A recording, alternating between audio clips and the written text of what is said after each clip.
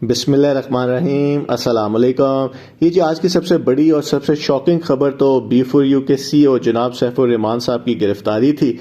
Shocking इस वजह से क्योंकि एक ऐसा शख्स जिसके इतने अच्छे वकील हो कि नैब जैसा ताकतवर अदारा, जब उनके पास सही पावर्स भी होती थी नैब के पास, उन्होंने इतनी कोशिश की इनको गिरफ्तार करने की, लेकिन इन्होंने बेल ली हुई थी। इतना अरसा केस हाई कोर्ट में चला, फिर बेल कैंसिल हुई, फिर इनको गिरफ्तार भी कर लिया, सुप्रीम कोर्ट से किया, फिर छोड़ना पड़ा, सुप्रीम कोर्ट में इतनी देर केस चला और उसके बाद जाके ये गिरफ्तार हुए थे। और कहाँ FIA साइबर क्राइम सर्कल ने बड़े आराम से आके इनको गिरफ्तार कर लिया।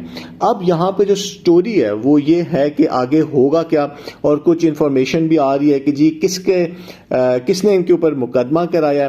तो उससे पहले आज हुआ क्या वो भी हम थोड़ा सा देख लेते हैं। और उसमें यह है कि जी जो नेक्स्ट डेट है वो 17 जुलाई है। और आज जो बैंक का जो रिप्रेजेंटेटिव था, जो गवाह था, उसने बताया कि मेरे पास पूरी इंफॉर्मेशन नहीं है इस टाइम के ऊपर कि कहाँ कहाँ इनके बैंक अकाउंट्स खुले हुए हैं। तो जज साहब ने कहा कि जी आप अगली पेशी के ऊपर वो भी पेश करें, और 2 नए गवाह जो है उनको कॉल अप नोटिस दे दिए गए हैं। तो ये तो थी आज की अपडेट, जो कि अब इतनी वैल्यू नहीं रखती क्योंकि इनकी गिरफ्तारी की जो खबर है वो ज्यादा इंपॉर्टेंट हो गई है। अब यहाँ पे शाह फैसल साहब के बारे में अगर हम बात करें तो कहा यह जा रहा है कि जी उन्होंने ये मुकदमा FIA साइबर क्राइम के अंदर कंप्लेंट की थी, और ये कंप्लेंट जो कहा जा रहा है वो ये है कि जी पिछले साल दिसंबर में की गई। उसके बाद FIA ने इन्वेस्टिगेशन की और आज इनको गिरफ्तार कर लिया। क्या इससे पहले इनको कोई नोटिस दिया गया था? जो इंटरव्यू या कॉल अप नोटिस जो होता है FIA की तरफ से इन्वेस्टिगेशन में शामिल होने का, उसको हमें नहीं पता। लेकिन बड़ा मुश्किल है कि अगर ऐसा हुआ होता तो जरूर वो मीडिया के ऊपर आ जाता। अब अगर हम लोग शाह फैसल साहब की बात करें तो वो बड़े अरसे तक बहुत एक्टिव मेंबर थे B4U कम्युनिटी के सोशल मीडिया के ऊपर, और कहा यही जाता था कि जी उन्होंने भी बहुत इन्वेस्टमेंट की हुई है और वो अब अपनी इन्वेस्टमेंट वापस लेने की कोशिश कर रहे हैं। और वो इस ग्रुप में शामिल थे जो ये कहते थे कि जी CEO साहब को बेल के ऊपर आने दें और वो आपको पैसे वापस कर देंगे। उस टाइम के ऊपर भी बड़े लोग ये सवाल करते थे कि भाई जब उनके पास पैसे, उनके अकाउंट से फ्रीज हैं, तो वो कहां से आपको पैसे देंगे। और हुआ ये कि जैसे ही वो बाहर निकले तो वो पैसे वापस नहीं कर सके। और इसके अलावा ये कोर्ट में भी काफी एक्टिव थे। जो इनकी बेल हुई थी इसकी भी अनाउंसमेंट इनकी तरफ से ही की गई थी। जरगे भी इन्होंने करवाए कि लोग इंतजार करें और CEO साहब के ऊपर ट्रस्ट करें। लेकिन उनको जब लगा कि अब इनको पैसे वापस नहीं मिलने, तो वो फिर FIA के अंदर जाके उन्होंने कुछ सबूत वगैरह पेश किए, और वो इतने कोई ऐसे सबूत हैं कि FIA ने इनको गिरफ्तार कर लिया। अब यहाँ पे क्योंकि मीडिया के ऊपर अभी तक केस की डिटेल सामने नहीं आई, केस की जो डिटेल्स हैं वो उस वक्त सामने आएंगी जब इनको मजिस्ट्रेट या जज के सामने पेश किया जाएगा। क्योंकि जब भी पुलिस FIA किसी को अरेस्ट करती है तो लॉ के मुताबिक आपने उनको 24 घंटों के अंदर अदालत के सामने पेश करना है। तो कल ये अदालत के सामने इस्लामाबाद की साइबर क्राइम की किसी अदालत में पेश होंगे। वहां पे पुलिस जो है इनका जिस्मानी रिमांड मांगेगी, फिजिकल रिमांड जिसको कहते हैं। इसका मतलब ये होता है कि पुलिस ये कहती है कि आप इस फर्द को हमारे हवाले कर दें कानूनी तौर पे।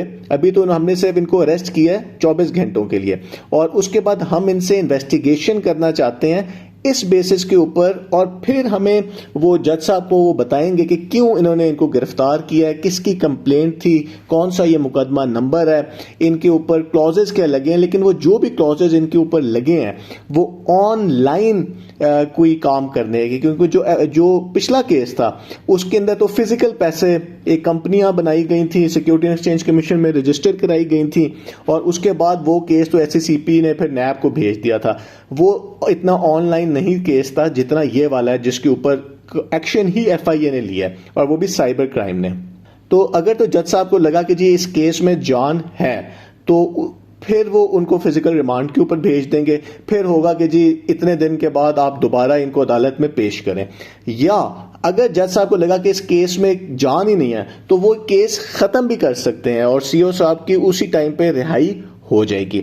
या उनको वो जुडिशल भी अक्सर होता है कि जी आप उनको जुडिशल कर देते हैं, जिसके बाद आपकी बेल के लिए फिर आप अप्लाई कर सकते हैं, क्योंकि इनकी एक केस के अंदर तो ऑलरेडी बेल हुई भी है, जो नैब कोर्ट वाला केस है। तो ये तो है जो कल हो सकता है। और जो बात हुई है कि यहाँ तक सिचुएशन पहुंची कैसे पहुंची, इसी वजह से कि एक ऐसा शख्स जो आपके साथ रहता था इनके, और वो जो कहा जा रहा है वो यही है कि जी इनके पास, शाह फैसल साहब के पास बहुत ज़्यादा कोई एविडेंस था, लेकिन लोगों को नैब में नहीं जाने दिया गया। उनको यही कहा गया कि जी इंतज़ार करें। कभी सिक्योरिनिक्स की बात की गई, कभी यही कहा गया कि जैसे वो बेल पे आएंगे तो आपको आपके पैसे वापस मिल जाएंगे। अब यहाँ पे आप सबको पता है कि जी कैशवर्थ का नाम आ जाता है। अब ऐसा है कि B4U के जो CEO हैं उन्होंने कभी ये नहीं कहा कि जी मेरा कोई कैशवर्थ के साथ ताल्लुक है, लेकिन क्योंकि ये बस सोशल मीडिया का ही सारा सिस्टम है तो हमारे पास उस तरह कोई एविडेंस तो वाकई नहीं है, लेकिन इनको कैशवर्थ के साथ जोड़ा जाता है। लेकिन जिस टाइम के ऊपर ये कहा जा रहा है कि जी इन्होंने कंप्लेंट किया है, उस टाइम के ऊपर तो कैशवर्थ बनी भी नहीं थी, क्योंकि कैशवर्थ जनवरी के किसी टाइम के ऊपर सामने आई है। और क्या अब अदालत के अंदर ही या कोर्ट के अंदर ही अब ये चीज़ें क्लियर होंगी कि क्या इनको कैशवर्थ के साथ भी इनका कोई लिंक है, क्योंकि कैशवर्थ के जो एक शेयर किया जा रहा है पिक्चर, उसके अंदर तो कॉल अप नोटिस है जो कैशवर्थ के चीफ अपलाइनर कह लें या तर्जमान कह लें, लेकिन वो तो अभी कहा जा रहा है कि पाकिस्तान से होके गए हैं। तो अगर FIA ने गिरफ्तार करना था और इनको कैशवर्थ के ऊपर गिरफ्तार करना था, तो वो तो फिर जो कैशवर्थ के ऊपर वीडियोस आके बनाते हैं जो कह रहे हैं कि जी मैं हूँ कैशवर्थ का हिस्सा हूँ, मैं कैशवर्थ का चीफ सपोर्टर हूँ, या वो जो चीफ ये होते हैं मार्केटर, तो वो उनको गिरफ्तार करती है, लेकिन वो तो आके पाकिस्तान से चली भी गए हैं। तो जो शख्स पाकिस्तान में आया, और वो तो सिर्फ एक कॉल अप नोटिस था इन्वेस्टिगेशन में शामिल होने का, तो ज़रूरी नहीं है कि अगर आप एक दफ़ा शामिल नहीं होते तो आपका अरेस्ट वारंट भी निकल है। तो अभी कुछ चीज़ें हैं जो इतनी हमें क्लियर नहीं है, और अब देखना ये है कि आगे की क्या अपडेट आती है और इसके ऊपर शाह फैसल साहब का क्या बयान सामने आता है। लेकिन एक बात आज बड़ी क्लियर हुई है, वो ये है कि FIA साइबर क्राइम सर्कल ने एक बहुत बड़ी कार्रवाई की है। बहुत बहुत शुक्रिया।